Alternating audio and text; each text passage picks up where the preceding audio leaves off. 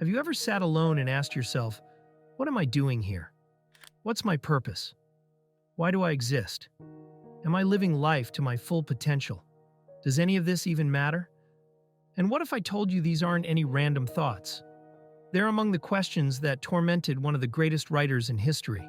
Leo Tolstoy, the world-renowned author of War and Peace, was a man who seemed to have everything. Massive wealth, worldwide fame, 13 children, respect world over, and so much more. Yet at age 50, in his private diary, he wrote something chilling. The force that drew me away from life was stronger, fuller, more powerful than wishing to live. I had to trick myself daily to keep from taking my own life. Despite his countless achievements, here was Tolstoy hiding ropes and avoiding his hunting rifle. I submit that Tolstoy wasn't battling depression or a midlife crisis.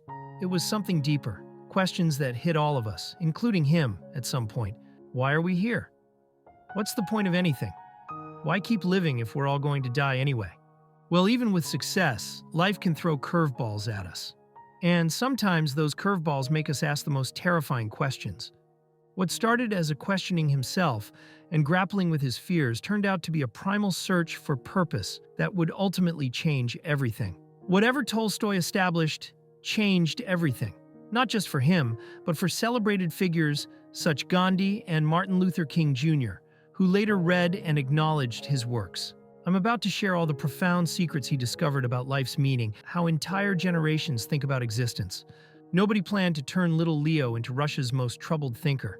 Born into a wealthy family with a huge estate, he had everything a kid could want. Then life threw its first curveball. Both his parents died before he turned 10. Growing up without parents does something to a kid. Young Leo started asking questions about God, life, and death way earlier than most children. He pushed away anything religious. Nothing made sense to him. When other kids played games, he wondered why people even existed. Still, life moved forward. He grew up, went to school, and started writing.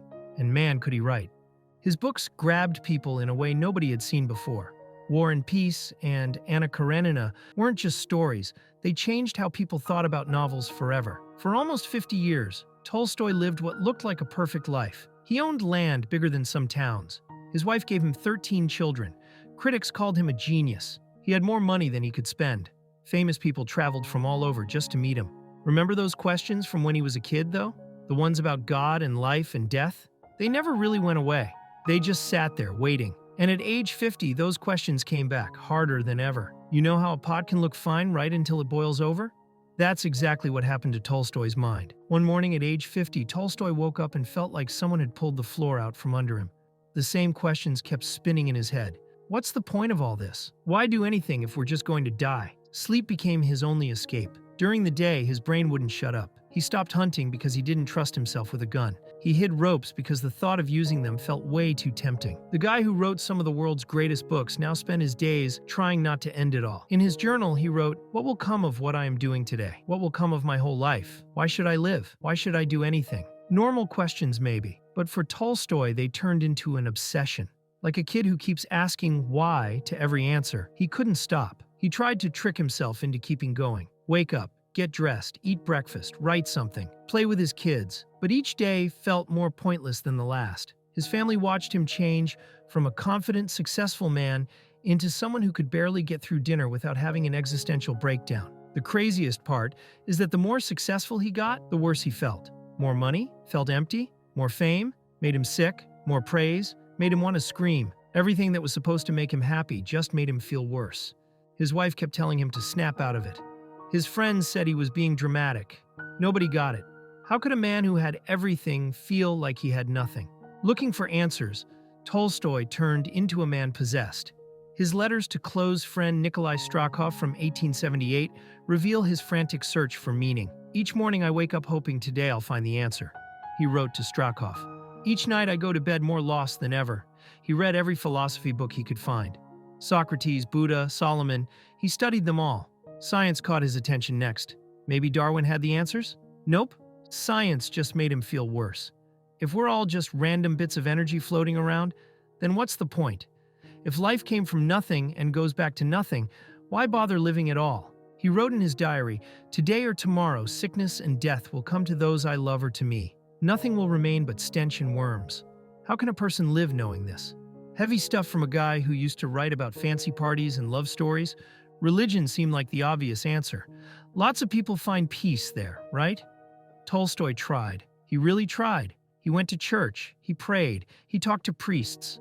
But something felt off.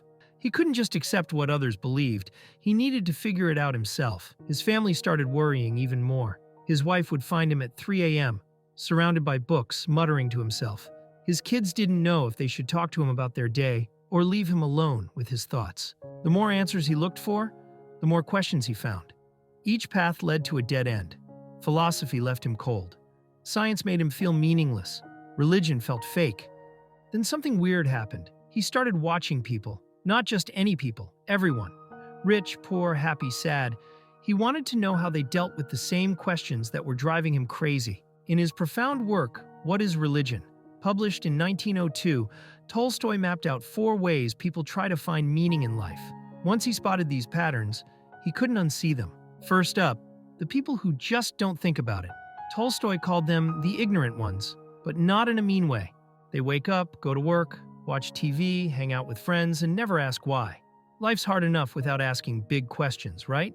Tolstoy tried living like this. He really did.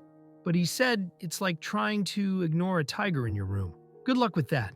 Then there were the pleasure chasers. Rich people throwing parties. Young folks going wild. Anyone trying to drown out the quiet moments with noise. Tolstoy knew these people well. He used to be one of them. He came up with a story about them. Now I need you to picture a guy hanging from a branch over a deep pit. Above him, there's a beast trying to eat him. Below, there's a dragon waiting for him to fall. But hey, there's some honey on a leaf next to him and he's still trying to lick it. That was living for pleasure. Sweet for a second, but the dragon's still there. The third group hit close to home, the ones who give up. They look at life and say, this is nonsense, and check out early. Tolstoy almost joined this group. He wrote that thoughts of suicide came as naturally as thoughts of improving my life had come before. Pretty dark stuff. But the fourth group, they were the saddest of all. Smart people who saw through everything, but couldn't do anything about it. Too tired to search for meaning, too scared to give up. Just stuck, living day after day in a fog of, what's the point? Tolstoy saw this everywhere in educated society. People smart enough to see the problem, but not brave enough to face it. Looking at all these groups, Tolstoy felt stuck. None of their solutions worked for him.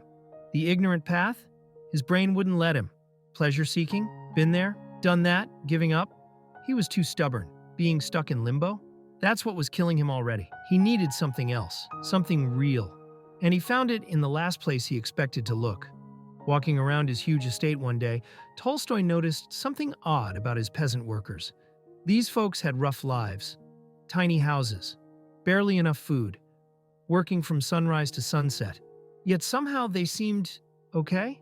More than okay, they seemed at peace. He started watching them closer.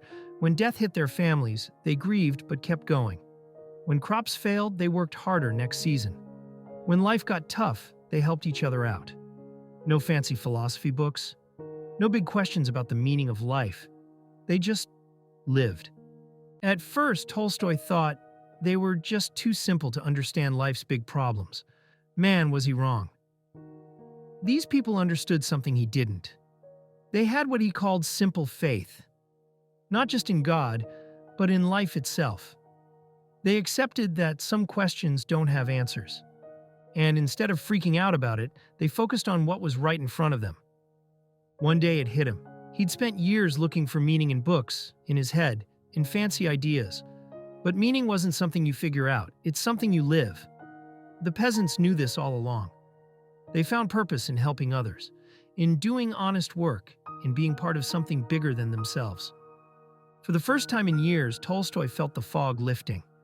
He finally understood. He'd been asking the wrong questions all along. Want to see what he did with this revelation? His next moves shocked everyone who knew him. Nobody saw it coming. The famous writer, the wealthy landowner, started giving everything away. Money, land, fancy clothes, gone. His wife nearly lost her mind watching him empty their bank accounts to help poor farmers. He stopped caring about his fame. The man who wrote War and Peace now spent his days working in fields, making shoes, and helping peasants build houses. His rich friends thought he'd gone crazy. Maybe he had, but he felt saner than ever. Tolstoy started writing again, but different stuff now. Instead of stories about rich people's problems, he wrote about real life, about finding peace, about living simply. Some people loved it, others called him a madman. His family really struggled with the new Tolstoy. Here's their dad, walking around in peasant clothes, talking about God and purpose. His wife would cry, asking what happened to the man she married. His kids didn't get it either. Why live like a poor person when you could live like a king? But Tolstoy felt free. The questions that used to keep him up at night, still there, but they didn't torture him anymore. He wrote, "Life is everything. Life is God. Everything changes and moves, and that movement is God." Tolstoy lived 30 more years after his big change. He passed away in 1910 at a small train station, far from his fancy estate. People say he looked peaceful at the end, a long way from the man who once hid ropes from himself. His ideas spread like wildfire. Gandhi read his work and used it to change the world. Martin Luther King Jr. took notes. Even today, people going through rough patches find hope in his story. Look around. We're all still dealing with the same stuff Tolstoy faced. Scroll through social media. Everyone's chasing likes, money, fame, trying to fill some empty space inside. Working jobs they hate to buy stuff they don't need. Sound familiar? Lots of us hit that same wall Tolstoy hit. Maybe not at 50, maybe earlier, maybe later. That moment when we look around and think, is this really all there is? Some of us chase more money. Some try therapy, some give up. Some just keep scrolling on their phones, hoping the feeling goes away. Tolstoy's answer still works today. Stop looking for meaning in your head. Start living it with your hands. Help someone. Build something. Be part of something bigger than yourself. The answer isn't in another self-help book or Instagram post. It's in real life, real people, real actions. The guy who wrote some of the world's greatest books ended up learning life's biggest lesson from simple farmers. Pretty wild, right? Here's what gets me. Tolstoy didn't solve the meaning of life. He did something better. He found a way to live with the question, and maybe that's what we all need to learn. So what do you think? Have you ever felt like Tolstoy? Drop a comment below. And if you want more stories about people who changed how we see the world, hit that subscribe button.